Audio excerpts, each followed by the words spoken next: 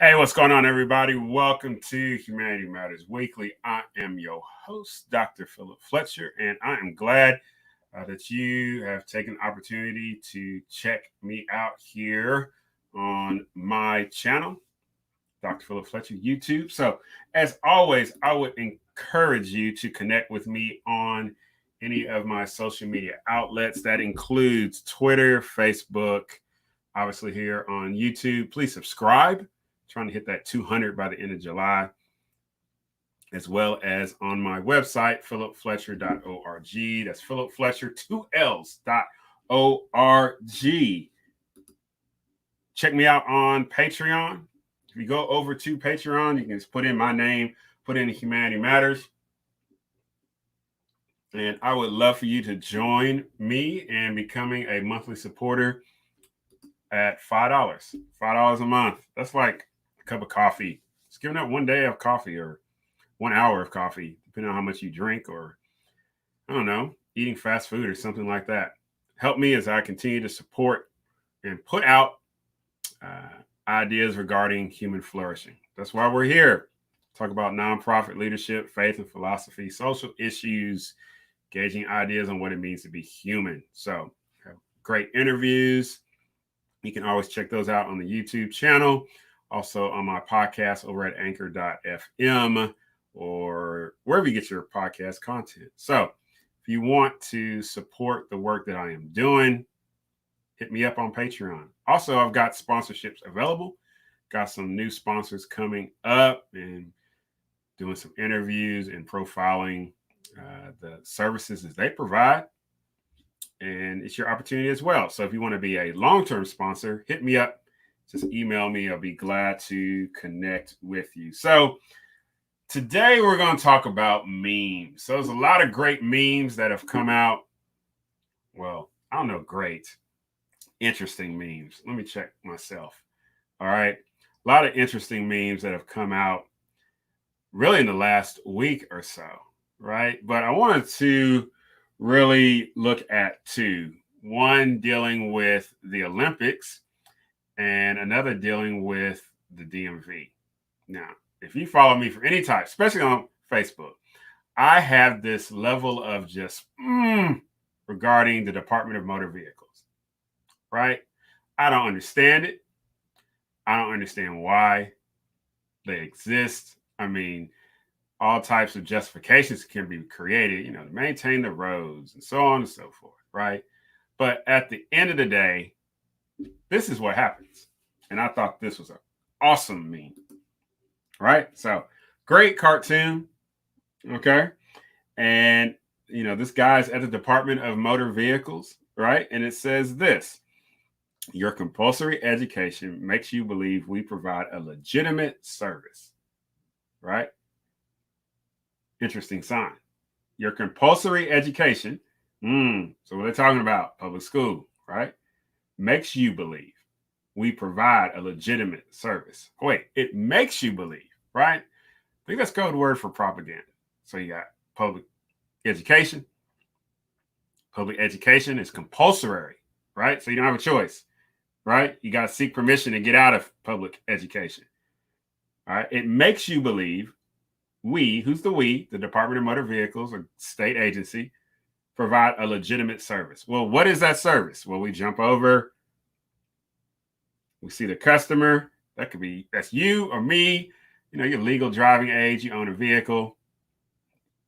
You're paying on it, right? And it says this: I'm here to get permission to use my own property. I am here to get permission to use my own property. Now, there's a lot of things going on in that image, right? So one, it causes us to ask the question, well, what is the role of public education? What's the role? And why is it compulsory? That's the other thing. So compulsory. Let's bring that picture up again. All right. Your compulsory education. All right. So it's a type of education, right? It's compulsory. It's forced. You have to do it. The only way you can opt out of it is that you have to go to the school district and get permission. Example, we homeschooled one of our children, but in order to do so, we had to go to the school district and fill out some forms so that we could homeschool. Because the other thing is, if your student misses so many days, this is how it is in where I live in Faulkner County and the city of Conway that I live in. If your student, your child misses so many days, and you're brought before this attendance court, is what I like to call it, right?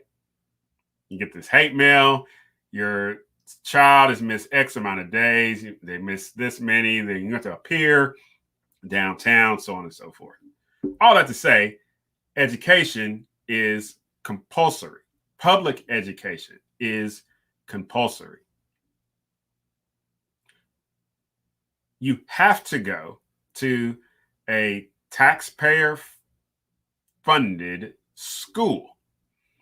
And if you want to have your child go to a private school or homeschool type situation, you have to seek permission from the state to withdraw your child from the compulsory system and put them in the whatever form of education that you want to, right?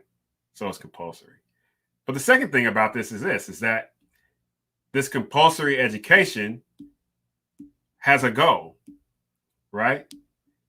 And its goal is to make you, the student, believe that that particular agency, that DMV, has a legitimate reason for existing. All right. So inferred in that is then you need to ask, especially if you have students in school right now, K through 12, the public school system, what is the curriculum that's being taught? What is it that your children are learning? Next, you need to ask yourself, how much opportunity do you have to go and see the teacher as he or she is interacting with your child and offering him or her a particular curriculum? What's being taught? Why is it being taught? Okay. How's it being measured that learning is happening? Is it appropriate for a particular age? Those are the type of questions that you should ask. So the second part of this picture, again, is I'm here to get permission to use my own property. So the young man or the older man, he says, I'm here where? The DMV, right? To get permission, right? So again, let's look at this. So that first sign, you have to get permission to leave the compulsory education, right? In the second image, all right, you are compelled to go to a state agency, right? You have to get permission. Now, let's explore this permission thing, right? My children have to get permission when they was living in the house to go somewhere. They have to get permission, right, to spend some at somebody's home, participate in a particular activity. If they did not have my permission, it was not happening. And if they did something without my permission, right, trouble was to arise. what does this mean for this image here, the DMV, right? This man is standing in front of the window and he says, I'm here to get permission. I'm here, state of Arkansas or state of California or state of Texas. I am here to get permission from you. All right. From who? Now, it's not necessarily that lady who's behind the window, right? Or that man. Okay. He is getting permission from the state, right? When I say the state, who am I talking about? I'm talking about the elected leaders, the legislature, right? Those representatives who will sit down to your capital and they pass these laws that said that in order for you to operate your vehicle that you purchase with your money, either outright or you are paying on through a car note, in order for you to use that vehicle on the roads of this particular state, or actually anywhere, right? You have to register this vehicle with the state. You have to pay the state a certain amount of money, depending on a host of other variables, depending on your vehicle, right? And then once that happens, the state gives you a permission slip in the form of registration, in the form of a license plate, right? And you have to have that visibly identifiable, right? Because if not, there's someone that's going to come along, law enforcement, who is going to penalize you, or excuse me, offer you a citation that's going to lead to you being penalized because you did not either seek permission from the state to use said vehicle, whether that is a car, a boat, okay, maybe tractors, all right, motorcycles. But because you did not get permission from the state, your hand is going to get slapped in the form of a fine, right? You got to go to court, right? So you got to pay a fine to the state. You have to pay a fine to the court, and you're still going to have to pay to get the registration so that you can operate the vehicle that you purchase with your own money. Now, here's the funny things, right? So when you go and purchase one of these vehicles, right, the state is not there. Your elected official is not going with you. Second, when you go to purchase this vehicle, either, outright cash or through a line of credit, right? The state is not there to give you any money. They're not. You're purchasing that on your own. You're assuming the financial risk. You're assuming the maintenance risk, right? You're assuming all of that risk because you have determined that for a certain set of criteria that you have determined in your own mind, looking at your own life, hey, I can absorb this cost of operating and using this. So in a quote unquote perfect world, it's you coming to me to purchase a vehicle. I give you the vehicle. You give me the cash. You go about your business, like buying a TV, right? Or buying a lawnmower, right? Or, buying like this camera. It's an exchange and I'm using it for a purpose. You're going to use it for a purpose and we leave both happy. But what happens is the state comes in as a third party and says, hey, hold on a second. We need our cut, right? So how do they justify their cut? They'll bring up all types of, it's for safety or it's for really to fund these other things. So in large cases, it's to fund roads or it's to fund this or it's to fund that, right? And over time, what begins to happen is we just take this as normal. And we accept, and we have accepted that there's some things that we own, we can't use unless the state gets involved. And there's other things that we own, we can use because the state is not involved. So back to this picture again, I'm here to get permission to use my own property. Is that possessive pronoun? My own property. Property don't belong to the state. But here's the thing. If you don't do what you're told, the state can come in and take your property. State is looking at you and saying, hey, you're putting self above all. You are prioritizing the individual above the group. And we just can't have that. In the case of you operating your motor vehicle, you need to prioritize all above self. And how is that demonstrated? Prioritizing all above self. Prioritizing the group above the individual, right? Comes in the form of, in order for you to operate your vehicle, in order for you to, if you want to participate in this society, whatever that means, right? You are going to have to give up some more money. This is something to think about, right? So, hey, this is Dr. Philip Fletcher, and we are here just Matty Matters Weeklies, looking at some different memes. If you want to connect with me, please do. Also, you can send me an email. That would be fantabulous. I love to take emails. You watching this on YouTube, please subscribe. Trying to hit that 200.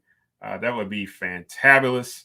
Just trying to get the message out of, what it is to be created in freedom, to be individual human beings who are seeking to flourish. And so we got to engage with ideas. We got to look at certain things. We got to look at things that's put out and be like, hey, how did we arrive at that? So next, good old the Olympics. Man, I tell you, the Olympics trials, right? So this is interesting, right? So I saw this on Facebook, all right? And there's red, white, and blue squiggly lines. Let me just get a drink here. And the red, white, and blue squiggly lines are marking out the bronze winner, if I'm correct, first, second, third, of Gwen Berry. Now, Gwen Berry, this is happening during the national anthem. She has chosen to protest, right? Because in her estimation, America is not treating Black people fairly, right? Now, we can have that whole discussion. It's not what we're here to talk about today. Nonetheless, she's facing that camera. The other two qualifiers have their hand over their heart, facing the flag. National anthem is going off, right? She explains why. It's not the first time she's done something like this, but she's on a platform. She's going to the Olympics. She's going to represent the United States of America. From what I understand, in Tokyo, these types of demonstrations will not be tolerated. So it'll be interesting to see what happens, right? Nonetheless, somebody on Facebook, they had said, see, I've corrected the picture, right? And this was put out on the 4th of July. And I commented, that was interesting because the 4th of July is one of the high holy days of America, right? Whether you want to use, myths that tie a group together or the idea of story that ties a group together, namely a nation. One of the stories that one of the sub-stories that tie America together is this idea of protest, right? The Declaration of Independence. Thomas Jefferson declared independence, and that turned into, a series of different protests. Ultimately, the Revolutionary War, so on and so forth, gained our independence, United States of America, right? So it was interesting that picture was posted with the squiggly lines out. So you have a young lady protesting, right? Somebody puts this picture out on July 4th talking about they are fixed it, right? So they're protesting her protest, right? But all this is happening on July 4th. Again, one of the high holy days. I use that language specifically for a reason, right? One of the high holy days in America, right? and they are upset about it. They're mad that she's protesting. And it's crazy. Like, this is America, right? And I did a previous video. You can look it up where I talk about this more in depth. But to put up something like this would essentially like erases her from existence, as if she did not participate, as if her hard work didn't matter and all that kind of good stuff, right? Is just completely ridiculous, right? That's not a mark of freedom. Right? That's a seed of authoritarianism.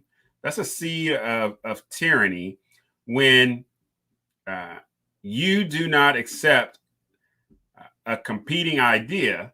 What you want to do is remove that person from existence. You want to silence them. That is the activity of Stalin and Lenin and Mao and Castro and a host of others, Hitler, throughout the ages. And so to my more conservative friends, I would urge you to be careful.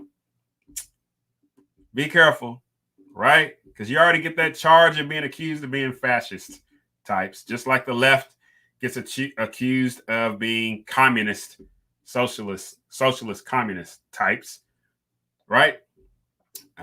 I would encourage you to take a pause.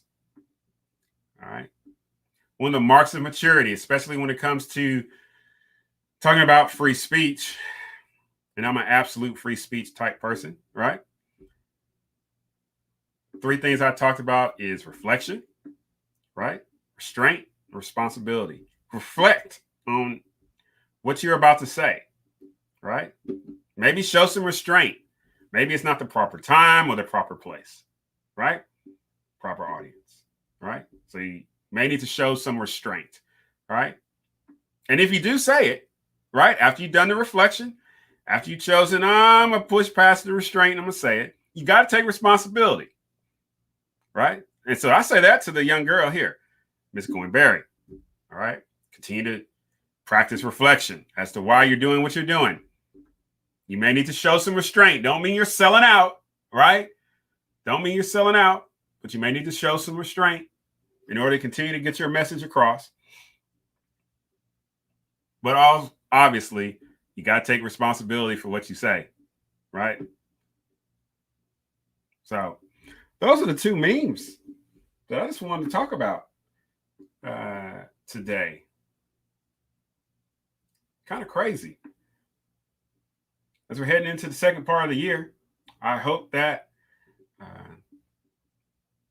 we would be more open to hear about different ideas and engage in those ideas. Not be juvenile, not pick up our toys and run to the corner. I'm not going to play anymore, but be adults, sit at the table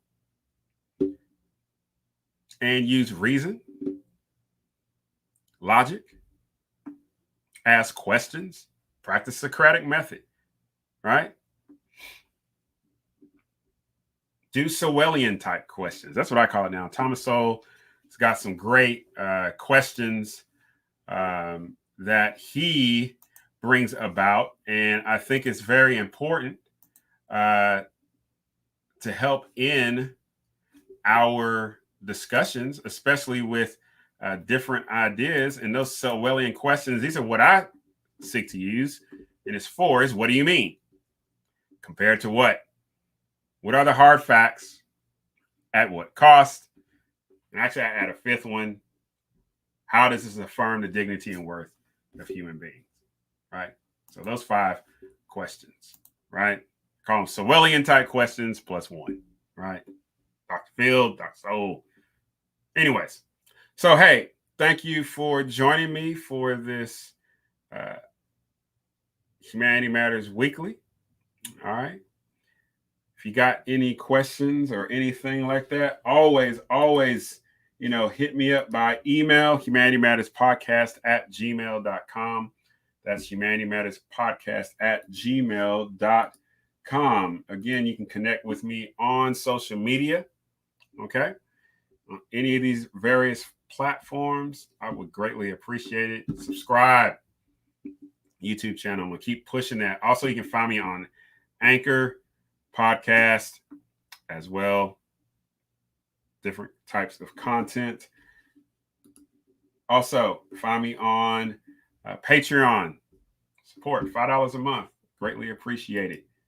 Greatly appreciated. So, man, remember to be loved, to be kind, and to be generous. And if we remember to live in hope, we can do the impossible. Y'all take care. God bless. When I say your name, it says you exist and that you matter. I can't transform what I don't think exists. I won't transform the person I don't think that matters.